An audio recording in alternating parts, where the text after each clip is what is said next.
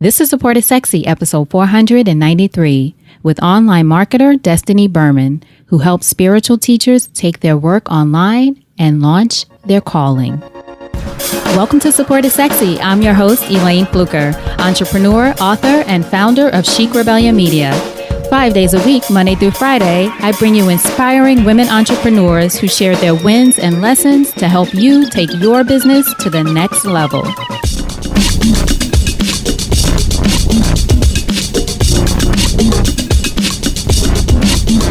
Here we go.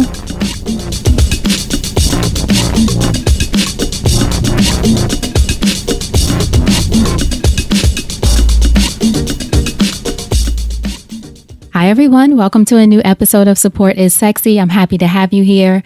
It just would not be the same without you.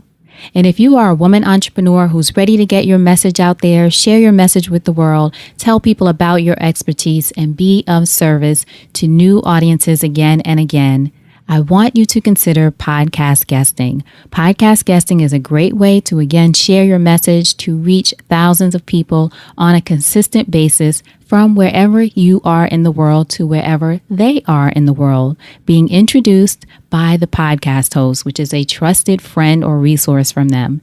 Now, if you're not sure how to get started, or maybe you haven't done podcasts before, or you're just looking for more insight about why podcast guesting is great for your business, I want you to download my free guide at girlonpodcastgift.com.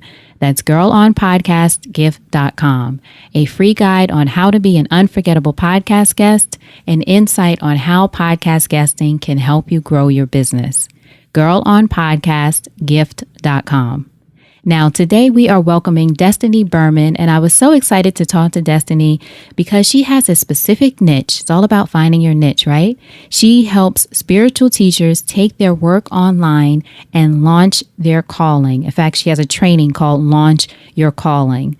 And Destinee and I talk a lot about marketing, especially. Now, she has worked for companies like Twitter and P&G and Microsoft, and then she decided to find a business, a career, or a path that aligned her expertise in marketing with her true calling or passion. So she helps spiritual teachers, especially, sometimes if we're spiritual, wellness, etc., we have trouble pricing things. We might have trouble even asking for money in the first place. Well, Destinee and I talk about that. We also talk about 3 common mistakes spiritual teachers make when it comes to marketing. Why she says you have to know how to nurture your audience pre-launch. So anything you're doing, how to nurture your audience pre-launch before the big going out with whatever the product is. Also, why she says no discounts and why. And she says you have to be okay with people walking away, right? Everybody can't come. So I know you're going to enjoy this and get a lot of great value from Destinee. And I'm also excited because I asked her to be a part of the Support is Sexy Mastermind as an instructor. So we're going to get even more from her there. If you're already a member, fantastic. You'll see her coming up soon, I hope. If not, go to supportissexymastermind.com and find out about that as well. All right. So now, without further ado, Destinee Berman. So Destinee, thank you so much for joining us for an episode of Support is Sexy. I'm so excited to chat with you. Same here. I'm so happy to be here, and I'm really excited to jump into this topic. Absolutely. So our first question then, when did you first fall in love with entrepreneurship? That's a bit of a moving target. My parents were entrepreneurs, were immigrants from Cambodia. And so I felt like entrepreneurship has always been in my blood in terms of, and the value, the freedom and the expansiveness that comes with entrepreneurship has always been taught to me at a very early age. So I feel like it's always been in my radar, and I knew that at some point I would be an entrepreneur. And I think just along the way, having dove into so much of my astrology chart and whatnot, it just became apparent that was the way to go. So it wasn't just like one immediate moment that it shifted for me. I would say it's ongoing lifetime. And then as I, ventured and explored a bit further, it's like, oh, okay, this is definitely my direction. Yeah, you said that you were always an entrepreneur at heart. It's just always been a part of you, right? Yes, that's right. That's right. So what kind of businesses did your parents have, or do your parents have? Oh my goodness, they were in everything. I mean, they came over. They came over when we were in the refugee camp in Thailand after escaping the wars and whatnot in Cambodia and Vietnam. And so they learned English in 6 months, and they dove into everything from cleaning businesses, commercial and residential. They also dove into network marketing businesses. I would say the cleaning and the network businesses are probably the longest. And then along the way, my dad dabbled with real estate. And so they tried everything. And what they found that's worked the best for them has been cleaning businesses and also network marketing businesses. Excellent. Did you find that when you decided to, even though we're going to talk about you did work in the corporate world for a bit, but do you find that your parents were in any way encouraging you not to be an entrepreneur? And I ask that because a lot of the fantastic women I talk to who have parents who were immigrants, or if they're immigrants, they talk about entrepreneurship from a very different perspective. It was sort of, we had to do this to survive, to make our own way in this country. We want you to do something that's quote unquote safe. So I'm curious if that was your experience or your parents were like, wow. Go for it. I love that question. My dad always pushed for entrepreneurship. He was always a big advocate for freedom. And so I think I got lucky in that sense. At the same time, I did have to do a lot of internal work around unraveling their interpretation of survival and business, given they had to do what it took, and me really understanding what I wanted to do for myself, not from a survival place, but from a place of freedom and power. And this is really my authentic interest. So yes, on one hand, my parents were always encouraging and supportive of going into business for myself. And yet, as you know, just growing up in home environment, it's hard to also not take on what they brought on as part of necessary, right? So right. And I love what you said too about this idea of unraveling. Yes. Is that a practice, or is that something that you just mentioned as a word that you like to use about your experience? I treat it for myself as an ongoing process, and that's between a lot of self-discovery, whether you're using astrology and intuitive practices. And I have a long-time therapist that I worked with. My husband and I do a lot of personal growth work. So to me, it's really a process, right? Because we're always getting back to ourselves, to know ourselves, especially in entrepreneurship. It's so important to be sincere and genuine. And then you're always this ongoing unraveling. I've yet to stop, so we'll see. I know. It's so funny. I asked you that because it really resonated with me when you said that. I just felt like there's so many things everyone says, right? Entrepreneurship is one of the best journeys in personal development you'll ever experience. It's true. So I feel like I'm learning so much and unraveling and discovering, and it's just this constant evolution of who I am and things that, I didn't realize I was even taught that, or that I need to unlearn this, or those kind of things. That's right. And there's just so much around the self-sabotage and sitting in the subconscious. It's very rich territory if you're willing to dive into it. Exactly. If you're brave enough to dive into it. Now let's talk about the years that you did work in the corporate world, for 10 years actually, at companies like Twitter and Procter & Gamble and Microsoft.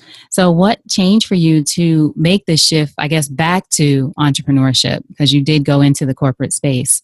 Yes. So, I think I was in corporate actually I was more like 14 or 15 years. And I was running and leading these marketing campaigns, and Twitter and HP were my clients, and I was working with the different agencies and whatnot. And I'm in San Francisco, so you kind of just get pulled into the tech scene, into what's going on in Silicon Valley. Now it's amazing because I do love how fast the media space works and how forward thinking really the internet marketing space as a whole.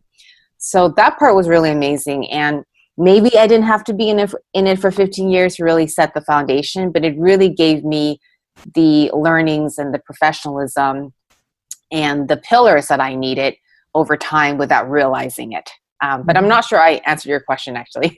No, that's okay. That's good. You told us about the corporate experience. I did want to know about that. But then what was then the turning point you feel for you that made you decide to shift and focus on entrepreneurship?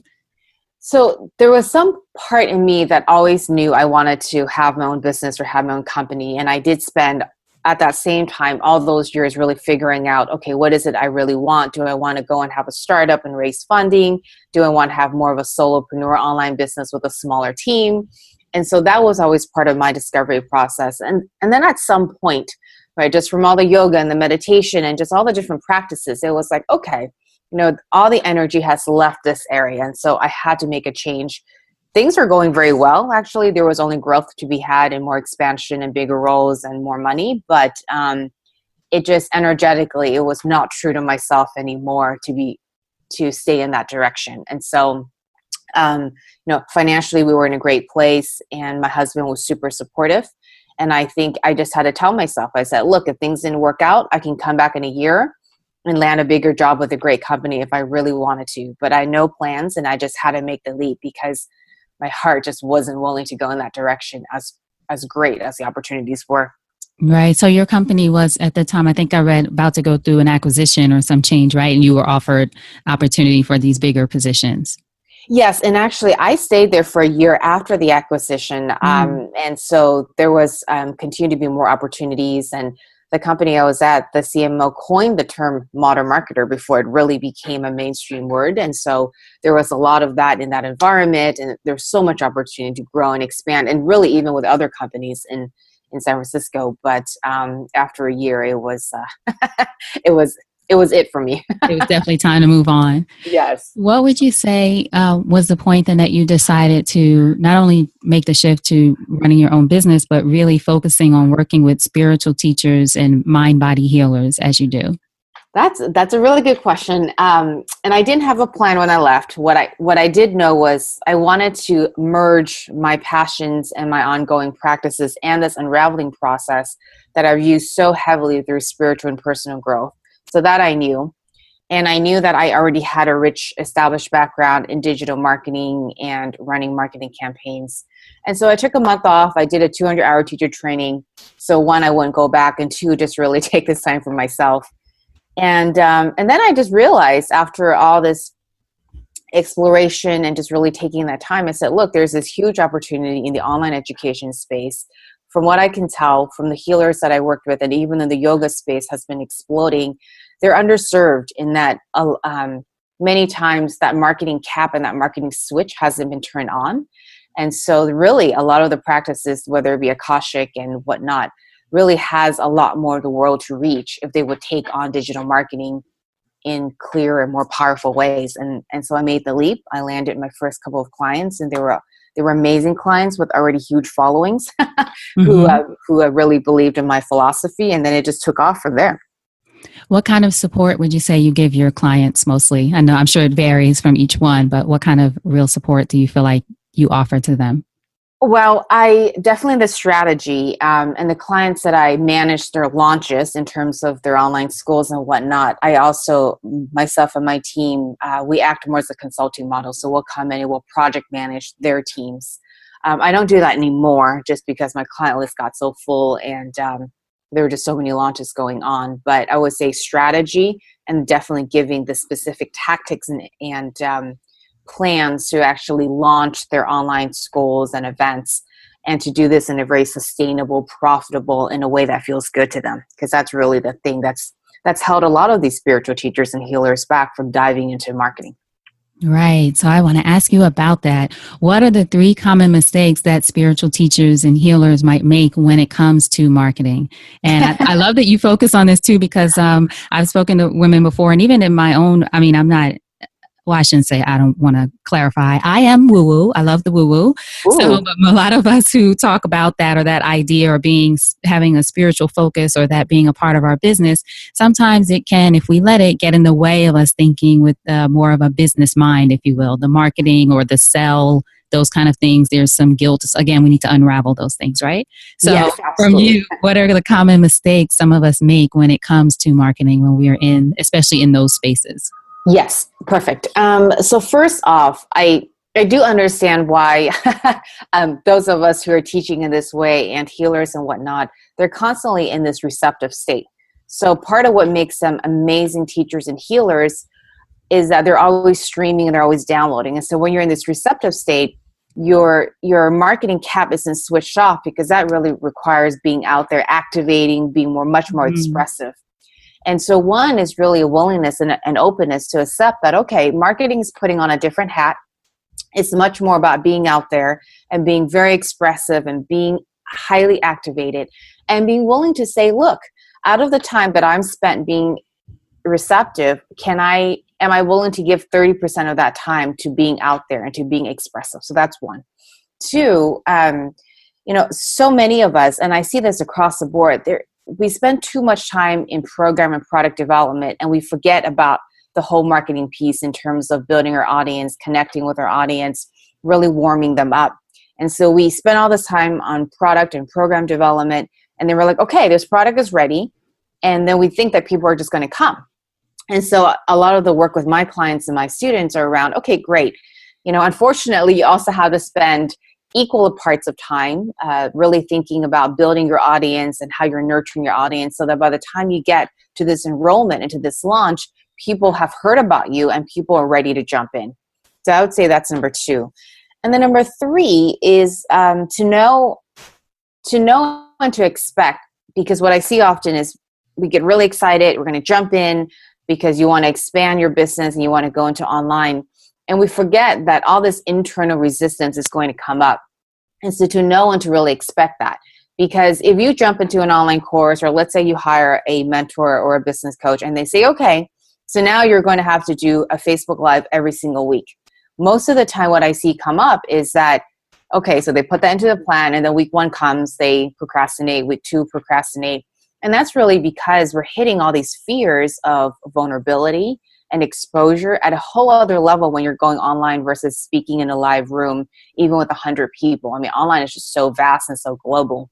And so to know, to expect that, and to really be dealing that from an inner perspective versus just, okay, I'm going to power through. And then you wonder why you don't keep doing that Facebook Live, or you do one or you stop, or you just never start. And then you abandon thinking it's a system or the coach or, whatever, or timing. Mm-hmm. So you do not only just the marketing and strategies, and thank you for sharing those with us. I'm sure those resonated with some people, especially the procrastination part, right? But it seems like you very much get to the why we have some of these struggles in our businesses. Yes. And I always joke that I am just as much therapist as I am launch strategist with my clients. Yeah. Because, you really can't do one without the other, right? So, I mean, I think people think, okay, here's a strategy, here's a killer strategy. But if things come up and as a result of that, you're not implementing, well, you're never going to get to the launch. So it doesn't matter how good the strategy is. You really need both. Right. Absolutely. You really need both. What would you say you've been most proud of in your business, whether it's working with a particular client or how you built the business itself, et cetera? What are you most proud of right now? I'm most proud of the range of programs that I've been able to help support and launch. So between from astrology to oracle to crystals to yoga teacher trainings and mystery schools, I just love the range of it. And I'm just so proud to be a part of it all because all the work is so amazing and Kundalini, and they're all innovative programs. I love my clients. I love their work. And just seeing the thousands of students that all these programs have touched is just really amazing. I love that you mentioned that you have a range when it seems like you do also have a niche. And some of us think having a niche means that you, in some ways, obviously, it's very pointed, but that you miss out on the idea of having a range or just doing one thing. So you're an example of there can still be range within your niche. Yes, I think so. And I think that, so one, I love niching down, and I've always recommended, especially when you start, you want to niche down. So I think that the only thing you want to think about is that the audience size has to be big enough so that you can expand within that niche. So I know that the healers and the spiritual growth and the yoga space is a big enough audience that I can niche down. And I think that where people get a little bit hung up is they think, well, if I go too niche, there's not a big enough people. And then you have some folks who want to take their hobby and translate that into a business. And that's fine as long as that market size is large enough. Mm-hmm. What would you say is one thing that you wish you knew about your business before you opened it and started? What advice would you give? I wish I knew that I really had to push myself to being comfortable. And that meant being willing to put myself in environments and among other entrepreneurs and mentors that would have me being comfortable. Because, something that I realize is that I stay really focused, which is a good thing, but then I also don't venture out into new territory. And then I get into this competitive space where I'm not good enough to be among these high-performing entrepreneurs when I was starting out. And what I realized is that the sooner and earlier you can put yourself in that space while staying clear and grounded and within your own strength, then it actually helps you accelerate and really learn and just really open up your mind. And I think I waited too long to do that because I was too busy in that comparing not good enough space. Right. Never too late, though, Destinee. Yes. I love that reminder. Thank you. Right. Never too late. What does your support network look like personally and in your business? Well, let's see. I have a longtime therapist that she knows me very well. My husband and I also have mentors around our marriage and our relationship in our intimacy life. I am in a business mastermind, and I also have a mindset energetics coach that I work with on a regular basis. Then I have an Akashic reader that I consult on a regular basis. I also have my team of astrologers that I worked with over the last 10 or 15 years. And I also have a healer that I work with on a regular basis as well. And that's all in addition to my daily meditation practice and then my yoga practice. So it sounds like a lot, but it sounds awesome. Sounds like a team of support. I just love it. Yes, from a business standpoint and the personal development standpoint. Yes. And how important is that? I mean, obviously it's important to you, but what would you say for the women listening who, especially I like what you mentioned earlier, I am in that, I often go into that space when it comes to relationships, being so focused on the work, so focused on the business, and everything else kind of goes to the side, or like you said, you don't venture out in different ways. But for you too, you have this team also behind you, which I'm sure supports you in different ways with that and a lot of other things. So how important is it for the women listening to be just cognizant of that? So important. Building their team, venturing out, not getting so focused in the work. Yes, I would say it's absolutely critical. Now, it's just important for us to find the type of support that works for us. Because for some people, that's therapy. For some people, it's a women's group and this ongoing community. So I think that it's absolutely critical to keep you sane and also just to keep you a whole person, right? If you're married, to continue to have the appropriate attention on your intimacy and marriage. I have a son, so he's almost 2 years old, and so then I also have to stay present as a parent as well. And so it's really having the type of support that feels like it's going to nurture you instead of just take more time out of your day. And it's a very tricky balance to have, but I do believe that it's valuable and it's necessary to explore over time. What would you say entrepreneurship has taught you about yourself as a woman? Oh my goodness, so much. So much. It really is the deepest journey that I've gone on and continue to go on. But I would say the most important thing for me is that back in the days, I was very good at getting results. And I believe I still am, but a lot of it came from this really aggressive pushing and asserting. And most people that meet me, I have a very quiet demeanor, and they're always surprised at how much I can really push and how aggressive I can get with numbers and revenue and things like that. And what I realized when I was creating this business and as I became a mom, in order for me to have this sustainable whole life, I really had to bring in the parts of opening and receiving and allowing others to help me. Mm-hmm. So, I would say the heart of it is really finding the dance between the pushing and the receiving, and really allowing others to help me and to build a team that is sustainable and nurturing, and to let go of control, because there's no way I can build the type of business that I'm looking to build at this level, at this scale, while still being all of myself if I don't. I'm wondering, when you work with your clients, do you work with them just through a launch or a certain period, or do you work with them more long-term? Because of what we mentioned going back to earlier, you do obviously do the marketing part of it, but so much more, almost as you said, like a therapist, or does it vary by client? Well, I have a group of long-term clients that have been with me pretty much from the beginning. So for the last 3 to 4 years, they just never left. Mm-hmm. And so here we are. And then I have a handful of strategy clients that are slightly more short-term, where I am still working with the internal piece, but it's more of getting to their first launch and laying out the strategy. I haven't taken on one-on-one clients, believe it or not, in the last 12 or 15 months, just because it's been so full in both groups. And then I have products and trainings that I just started to roll out earlier this year that's really designed for spiritual business owners to launch and to do their work. And they do have Q&A access to me. And that's really where I'm doing a lot of the mindset, energetics work, even though they think they're asking about a launch question. Right. So tell us about that. Tell us about the programs that you have for people who might want to get in touch with you or find out other ways of working with you. Oh, great, great. So the program is called Launch Your Calling, and we're actually heading into a relaunch. It is a 9-week online training program where they receive all the content they need, my frameworks that has really produced over 60 launches and multiple 6 to 7 figures of revenue each year for my clients. So I've taken that framework, I've broken it down, I walk them through step by step. There's templates, the resource guides to really take the steps to lay out their framework and to launch a first program, or if they want to double the program launch that they've done before.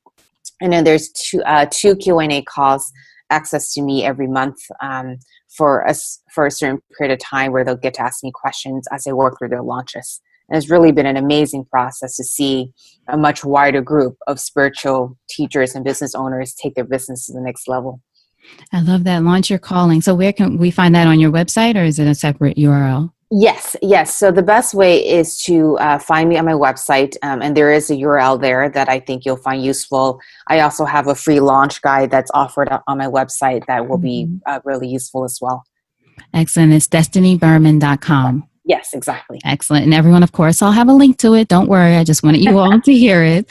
So when you're talking about, of course, when you're talking about your framework, I don't, want you to give us obviously the whole thing, but is there, would you say, a key component that we should think of when we're thinking of launching our calling or launching our business in this space that is a key component of the framework? Yes. Okay. There is so much that I can go to, but if I had to pick one, I would say it's really around this pre-launch nurturing strategy. And if you were to look at the way I launch versus the way many marketers launch, we have a much longer pre-cart period where there's a lot of nurturing with videos, with webinars. I mean, the way I launch, my clients are holding content webinars where we're truly not selling anything at the end. And it's really a nurturing, meeting new people and teaching them. And at the end, if they want to get on the wait list or follow us on Facebook or Instagram, that's great, but we're truly not selling anything on these webinars. And so the way I design my launches is lots of nurturing, lots of connection. And by the time we get to the launch period, we've already built up the appetite. We've already built up the anticipation. We've been growing the list in between launches. We're not growing lists just because we're getting ready to launch. So it's really a year-long process. It takes longer in some sense and more effort, but our return is a lot higher on Facebook ads, and people are just ready to buy by the time we open cart. And the other thing I'll just say is that I don't do any discounting with my launches in the way I teach it. No discounting. We have a couple of bonuses. We don't do a million of them. It's really clean. It's really elegant, and it's really focused on building up a lot of value. And there are deadlines, of course, to create urgency, but it's not really through the price points. And a lot of my programs, we have premium pricing on top of that. So I feel really good about it. And that's a framework that I teach. And it does resonate for many of the teachers and healers that I work with. I love that. Thank you so much for sharing that. Now I have a couple of questions about that. Great. For nurturing, I know you mentioned webinars, but just for clarity, is it public facing, or are these people who are already on your list or something like that? What's the focus when you're sort of nurturing your audience? Yeah, so we do a combination. We definitely invite the people on your list onto these content webinars. And if you're driving ads or if you have promotion partners, they're driving to the webinar as well. So it's a pretty even mix of cold traffic, new people, and warm traffic in terms of people who know you. And the other strategy that I like is if you're doing regular live streams on Facebook, we're also retarget those people and get them onto the webinar as well. So it's a pretty good mix of completely cold, warm, and then those who have maybe they've seen a video or a post or two. And like you said, you're not selling at the end after you give this information, go to my site now to whatever it is. It's more so if you'd like to continue to follow or if you'd like to join the email list or that kind of thing. Exactly. More like an offer than your hard sell or close. Exactly. So it really, truly is a live online event that is just teaching. Now, when we get to the sales period, there are sales webinars, of course, but during the pre-sales period, it really is just teaching and connecting and answering people's questions. Now, some marketers will say, well, you're leaving people hanging. I just find that especially when you're teaching astrology and the healing arts, it's just really nice to build up that connection. Right. Build that relationship, because I know there's a lot of people that I follow, listen to video. I'm always watching a video of somebody, and I'm fine when people sell, but I Yes, do, if I'm understanding what you're saying, I do love though when someone just does something, because a lot of people in their audience have been asking about it. Like that's how I do podcast episodes, but whether it's exactly. a webinar or something, you just feel like it's an offer. And then by the time they do decide to tell you what you can buy, you're ready. Exactly, exactly. Now, I think that one of the things that come up for people when they're putting out free offers in terms of an event or a podcast, they get nervous because they don't have a revenue strategy behind it. If you Mm-hmm. have a revenue strategy behind it, we're thrilled to do 3 months of content webinars, because we know that once we hit the fourth month, we're building people up and there is a whole plan around it. But if you don't have a revenue strategy, it makes it harder to do high value free offers along the way, because you don't really know what's going to happen. Okay. So that's something we should be thinking about. What's the revenue strategy? Absolutely. Absolutely. Hmm. And personally, I love revenue strategies. This must have been from a past life or from the companies. I don't know, but I just Right. From love designing revenue strategies. your past life in corporate. Yes, Yeah. exactly. Now, another thing that you mentioned, you talked about the important, or not the importance of it. Sounds like it's important. No discounts. Talk to us a Yes. little bit about that, your decision to do that, and then if you had any kind of even internal pushback about not offering discounts, because usually that's the first thing people advise you to do. It's true. I get that all the time, especially if it's a newer client or it's a new time we're launching together, or really even with my students in class. They're like, are you sure we're not doing any discounting? What about an early bird discount? Mm-hmm. And because I work with a lot of yoga teachers, it's been a long time thing to do an early bird price point for teacher trainings, as an example. I don't like to do discounts. In my opinion, I think that it undervalues the content and the value that you put out there. So my teaching and my recommendation is you do research, you find a price point that's aligned with the value of what your program or training is offering, based on market, based on what you're teaching, based on the depth of content, and based on the outcome and problem that you're solving for your client and student. So you do that research and you pick a price point that is of value and is aligned with the market, because the price point of a teacher training, of an online yoga teacher training, is not going to be the same price point as a meditation training. They're just two very different markets, even if they're aligned. So that's one. After that, I really apply the principles I've learned from my business to business marketing days. And that is that if you offer high value and you're demonstrating to people, so these are not teasing types of videos and teasing types of webinars, but if you're really demonstrating to people your work, your approach, how you do it, and you're speaking clearly to your target tribe, to your community, and you're continuing to work on clarity of message over time, because that's also a process, you will not need to discount to get people in the door. And I think that when people use discounting as a way to move people in the door, it's really because not enough of the pre-launch nurturing strategy has been put in place, or because it feels like there was too much work and too much risk because you don't know if it's going to work. But that's always been my philosophy. We've driven large launches with it. You'll see that with any of my launches, we have multiple 6 to even the larger ones with 7 figures of revenue a year, and we haven't done any discounting, and we're higher priced in the market for what we do. Mm-hmm. And do you think, let's see, let me see, how should I ask this?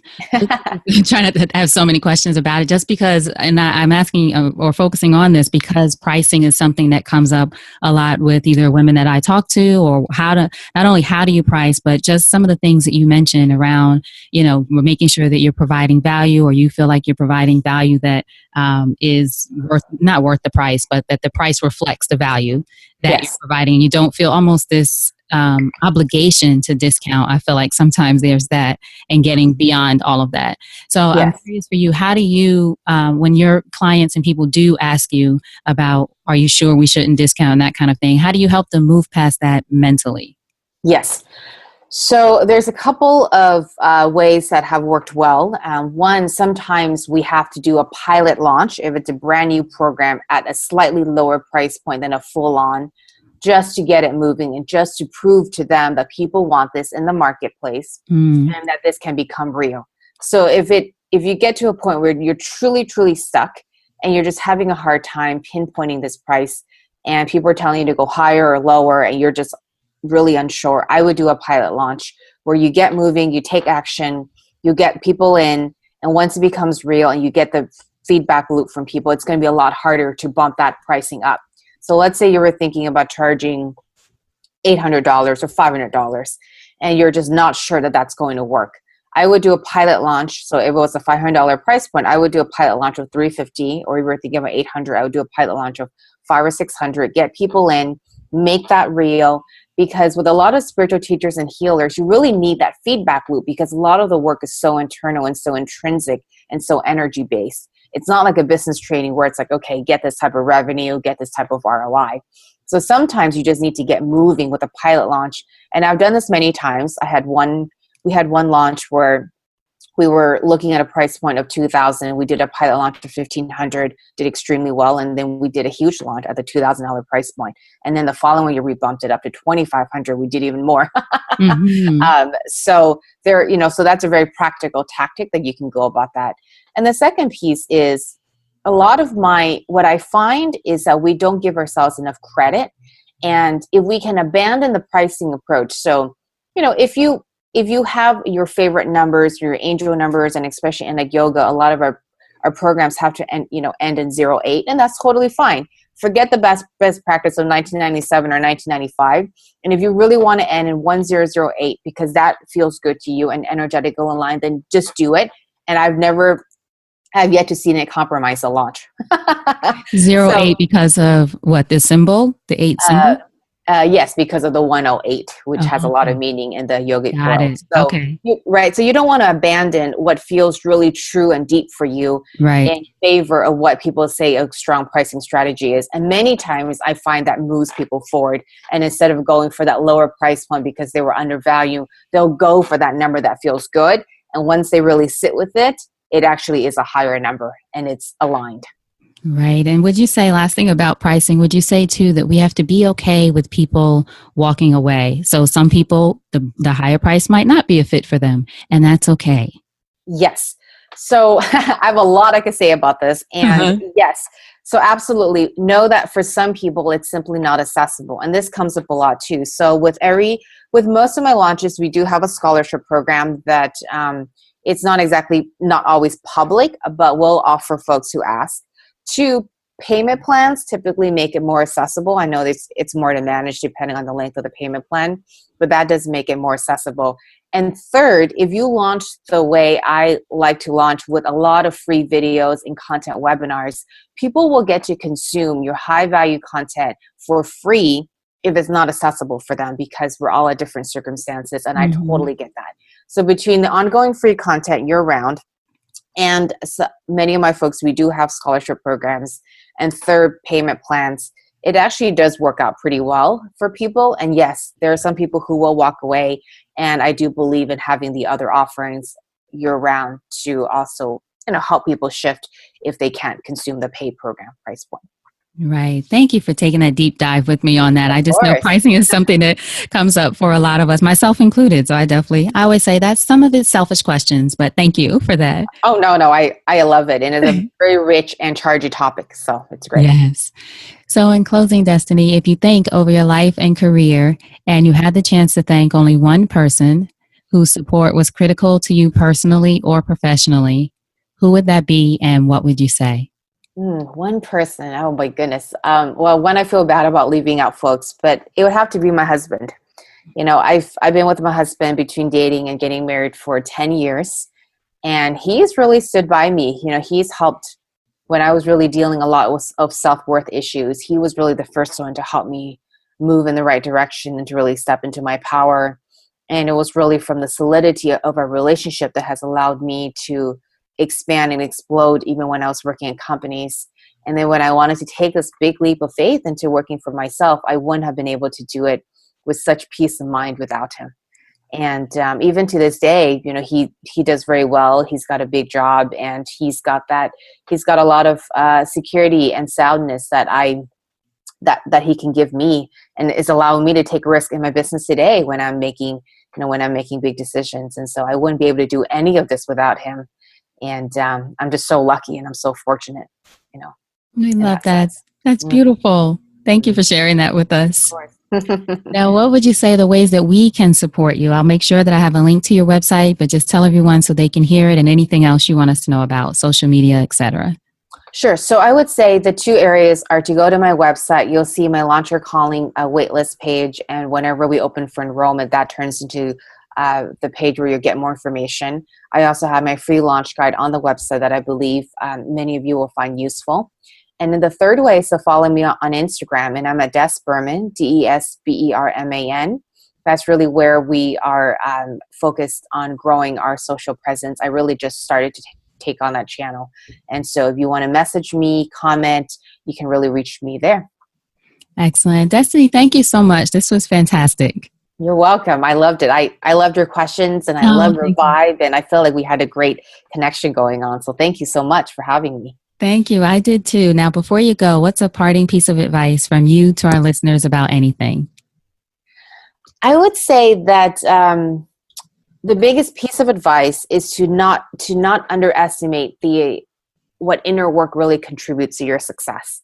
So whether that be a daily meditation practice or working with your team of mentors, the inner work really, really dictates how we approach the outer world and in ways that we can't even see.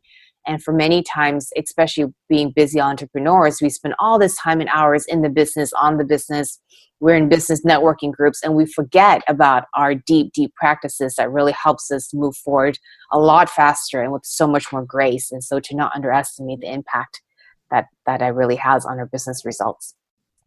All right. I hope you enjoyed that conversation with Destinee and got a lot of great tips from her. To find out more about her, to find out more about her business, to find out about her Launch Your Calling 9-week training, just go to supportissexypodcast.com. Go to that search icon at the top and search Destinee, DESTINEE. Her show notes page will pop up with, again, the links, the resources that we mentioned in this episode, and the ways to get in touch with her. supportissexypodcast.com and just search Destinee. All right. Now, thank you so much for being here. Again, I appreciate you. It wouldn't be the same without you. Until we chat again next time, always remember, you deserve support. And I'll talk to you soon. Take care.